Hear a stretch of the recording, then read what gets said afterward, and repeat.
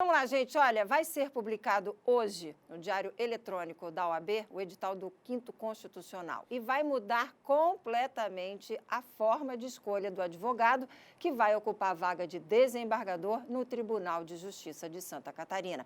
Vai ser agora uma forma muito, mas muito mais democrática. E quem fala com a gente sobre esse assunto e também sobre vários outros assuntos, principalmente também a questão da vacinação e da denúncia de casos de fura-fila na vacinação, é o presidente da OAB de Santa Catarina, Rafael Orne. Presidente, muito bom dia, muito obrigado por ter aceitado o nosso convite, é um prazer recebê-lo aqui, virtualmente falando, mas é um prazer tê-lo aqui com a gente no nosso SC no Ar.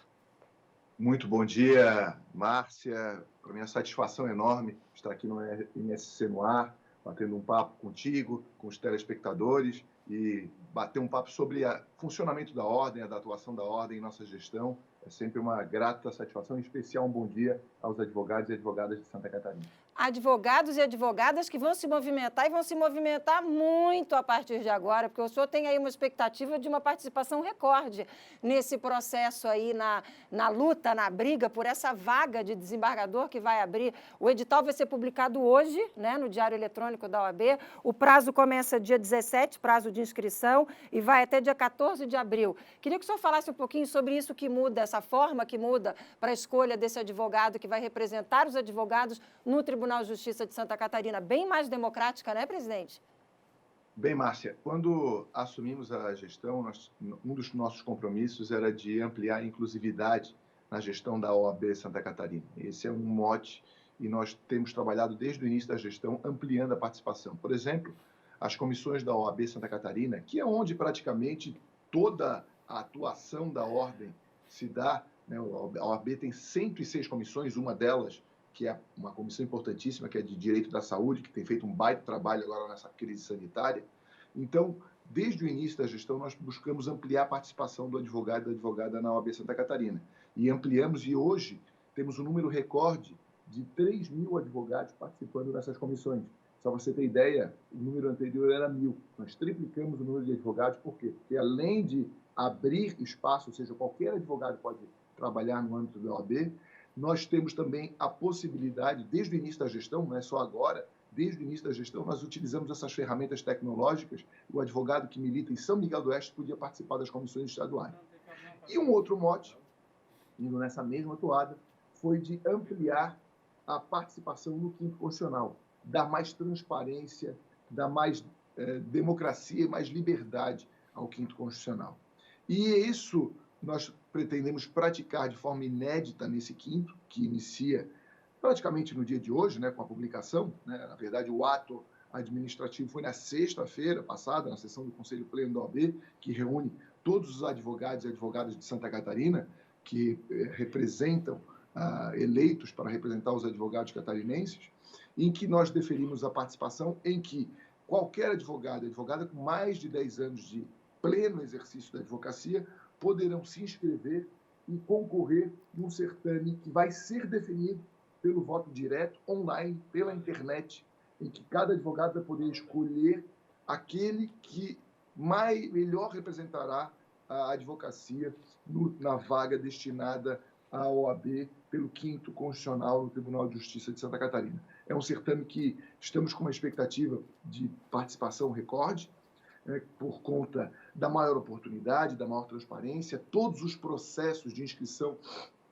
ficarão disponíveis na internet, ou seja, todo advogado que participar, ele já está ciente de que todo o seu currículo, toda a sua participação como advogado estará disponível na internet para que todos possam consultar, para que não haja menor dúvida da lisura do certame. O certame que será presidido pelo experiente advogado Fábio Jeremias de Souza, que é o nosso conselheiro federal da OAB Santa Catarina, que foi designado pela diretoria para presidir esse certame eleitoral, advogado eleitoralista, com grande experiência, já foi presidente da OAB Criciúma, e que certamente conduzirá muito bem este processo e, ao final, culminará com um representante que passará pela OAB, pela votação direta, pela votação do Tribunal de Justiça e, por fim, pela nomeação do governador do Estado. Presidente, mas como é que vai ser? Vocês vão escolher 12? Como é que vai sair a lista que vai para o tribunal? Conta como é que vai ser cada passo.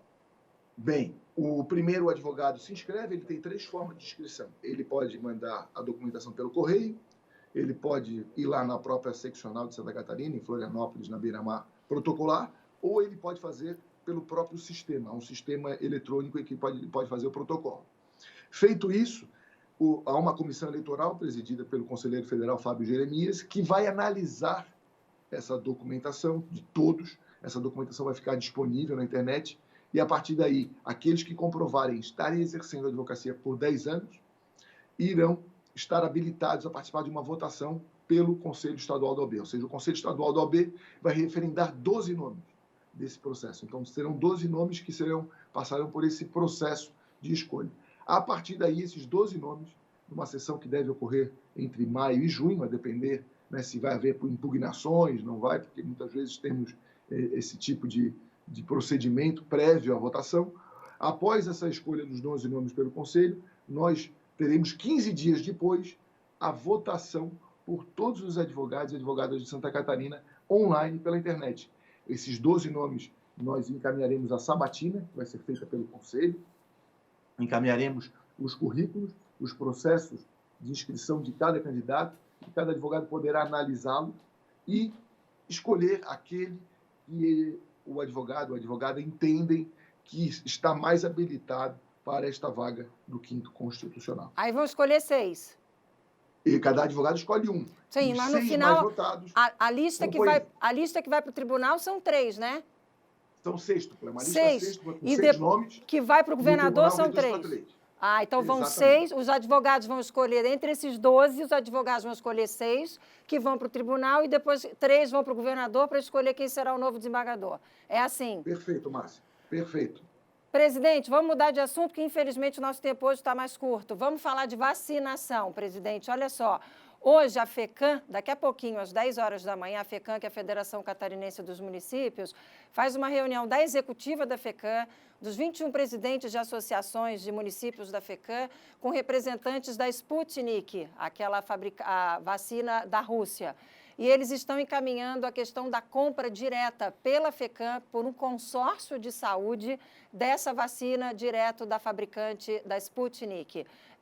Como é que a OAB interpreta esse movimento das prefeituras no sentido de buscar novas alternativas para a vacina que, infelizmente, não está chegando como deveria? Inclusive, Santa Catarina não está sendo prestigiada como deveria pelo Ministério da Saúde e está recebendo, inclusive, menos vacinas do que deveria estar recebendo. Qual é a avaliação da OAB?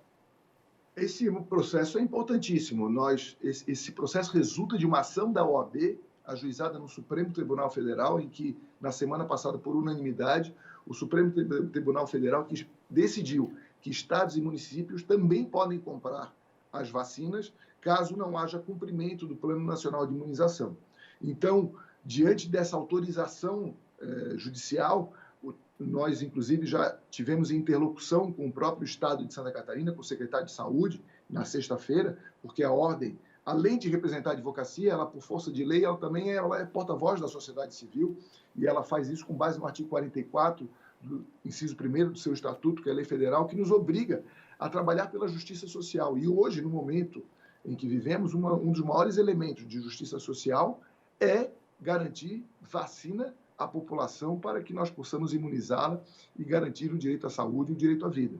E a partir do momento em que essa autorização judicial foi obtida por conta dessa ação ajuizada pela OAB, é um movimento importante em que os municípios protagonizam de forma consorciada a possibilidade de compra coletiva. E por que é importante compra coletiva? Porque se nós fazemos compras individualizadas, corremos um sério risco de nós criarmos em Santa Catarina o turismo da vacina, o que é muito ruim, porque acaba criando um deslocamento de pessoas de um município para o outro e, com isso, aumentando o próprio risco de propagação do coronavírus. A ideia é que nós tenhamos realmente essa compra feita através de um consórcio, distribuída de forma proporcional entre todos os municípios catarinenses. E é importante lembrar que essa dificuldade de compra é uma dificuldade mundial. Nós estamos uma população de quase 8 bilhões e as pessoas querem receber aí a sua vacina, né? E isso tem gerado uma grande dificuldade mercadológica, nós compreendemos, mas a OAB, assim como todas as instituições, cobram mais agilidade nesse processo, estivemos com os nossos parlamentares federais também na sexta-feira passada, no Fórum Parlamentar, fazendo essa cobrança para que nós possamos, pelo menos, melhorar a distribuição de vacinas para Santa Catarina, que tem recebido menos do que outros estados com uma população similar e automaticamente tem vacinado menos e gerado toda essa angústia na população, né, sem contar, obviamente, os problemas relacionados ao fura-fila e todas essas questões que têm trazido imensa angústia à sociedade catarinense. Então, esse movimento da FECAM tem o apoio da OAB? Sim, todo o movimento de compra de vacinas, Márcia, todo e qualquer de compra de vacinas por autoridades tem nosso apoio. Na verdade, um processo de mais agilidade na vacinação. E isso é uma obrigação, na verdade, não é nem um pedido, é uma obrigação de todas as autoridades públicas de ir atrás do imunizante, de correr atrás, e é uma iniciativa positiva de buscar garantir a imunização da população. Presidente, para fechar, ontem a OAB lançou o Observatório da Vacinação. O senhor agora há pouco falou aí de casos de fura-fila. Tão lamentável, gente, mas acontece. Acreditem, acontece. Tem gente furando a fila. E aí vocês lançaram esse Observatório da Vacinação com o objetivo de acompanhar a imunização e com o objetivo de receber denúncias de fura-fila. Como é que foi o comportamento, como é que foi o funcionamento do Observatório da Vacinação de ontem para hoje? Já houve movimento? O que o senhor pode antecipar para a gente? Bem, Márcia, infelizmente, nós temos poucas vacinas no mercado e poucas disponíveis à população. Porque se nós tivéssemos uma grande quantidade, uma imunização em massa, pouco nós estaríamos falando em seguir regras cronológicas de grupos prioritários. Nós estaríamos falando em vacinar em massa. Mas isso não ocorre, infelizmente. E a partir do momento que não ocorre, nós precisamos da credibilidade. Credibilidade, primeiro, no encaminhamento das vacinas para os municípios e que os municípios na ponta estejam cumprindo essa ordem cronológica. Infelizmente, nós recebemos na semana passada, né, várias notícias. Primeiro, a notícia trágica, que é essa crise sanitária pela qual passa o nosso Estado, que é algo que nos traz muita tristeza. E também de que a vacinação não estava, o processo de vacinação não estava claro para a população, porque não há aqui um portal da transparência da vacinação. Então, nós cobramos, nessa reunião de sexta-feira, em que participaram a Procuradoria-Geral de Justiça, a OAB e a Secretaria Estadual da Saúde, o secretário estadual da Saúde, o doutor André Mota, juntamente com o Procurador-Geral do Estado, o doutor Alisson Debon de Souza, na qual nós cobramos a implantação desse portal da transparência, mais transparência na vacinação, e anunciamos que nós faríamos, e o que fizemos ontem, o lançamento do Observatório da Vacinação. Criamos ontem 7 coordenadorias no Estado, em que vai funcionar Florianópolis, Criciúma, Joinville, Itajaí, Blumenau, Lages e Chapecó, que vão reunir as nossas 51 subseções para receber, apurar, encaminhar para as autoridades competentes. Quando? Quando não houver uma regra clara de vacinação e, principalmente, não houver alimentação do Sistema Nacional que controla os CPFs e quem está sendo vacinado na ponta. E ter esse controle é muito importante. O controle social é uma arma fundamental da democracia para que nós possamos dar tranquilidade à população sobre o que está sendo feito, né, nesse processo de vacinação e, principalmente, dar o máximo de transparência e idoneidade nessa vacinação que está ocorrendo no estado inteiro. E isto a OAB tem cobrado, né, para que nós possamos protagonizar, ser partícipes desse processo. Nós sabemos do quão grande essa crise sanitária e poder contribuir, criar ferramentas para dar tranquilidade à população é uma obrigação nossa e de todas as autoridades sanitárias. Tá aí, gente, olha só, todo mundo pode denunciar, tá? Eu vou dividir com vocês, vamos colocar na tela, produção, por favor, é denúncia vacina, tudo junto, @oab-sc.org.br. denúncia vacina, @oab-santacatarina.com.br. Esse é o e-mail aí do Observatório da Vacinação, lançado ontem pela OAB. Presidente, o senhor participou dessa reunião sexta-feira e o doutor Fernando Comim também participou, que é o Procurador-Geral de Justiça, que inclusive daqui a pouquinho estará ao vivo com a gente aqui também, conversando sobre a avaliação de uma reunião que aconteceu ontem também com o governador. Eles foram cobrar, porque nessa reunião de sexta vocês saíram com algumas orientações de pedido de medidas mais efetivas, mais rigorosas, e aí ontem teve uma avaliação grande, uma reunião grande. O doutor Comim daqui a pouquinho estará com a gente aqui trazendo mais informações sobre isso. Presidente Rafael Arne, muito obrigada, foi um prazer recebê-lo. Obrigada pela entrevista. Um ótimo dia, até uma próxima oportunidade. Eu que agradeço, Márcia, sempre à disposição. Aqui uma satisfação enorme falar contigo e com todos os seus telespectadores. Valeu, presidente. Obrigada mesmo. Até a próxima. Um ótimo dia. Valeu. Tchau, tchau.